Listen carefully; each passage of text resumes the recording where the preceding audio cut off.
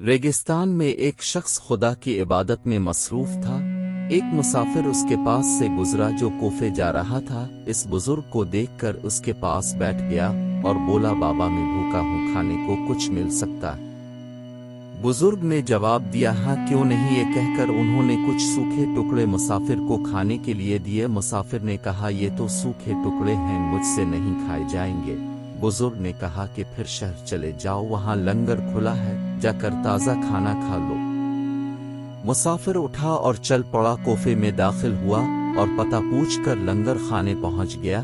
देखा कि लोगों को तरह तरह के खाने खिलाए जा रहे हैं। दो हुसैन और जमील नौजवान लोगों को खिलाने में तेजी के साथ उधर उधर जा रहे हैं। उसने उनसे खाना मांगा। दोनों नौजवानों ने इसे इज्जत से बिठाया और कई तरह के खाने इसके सामने रख दिए। उसने खूब पेट भर कर खाया और फिर बचा हुआ खाना कपड़े में बांधने लगा। नौजवानों ने देखा तो उससे पूछा, ये आप क्या कर रहे हैं? उसने जवाब दिया कि शहर से बाहर एक बुजुर्ग अल्लाह की इबादत में मसरूफ हैं, उनके पास खाने के सूखे टुकड़ों के सिवा कुछ नहीं।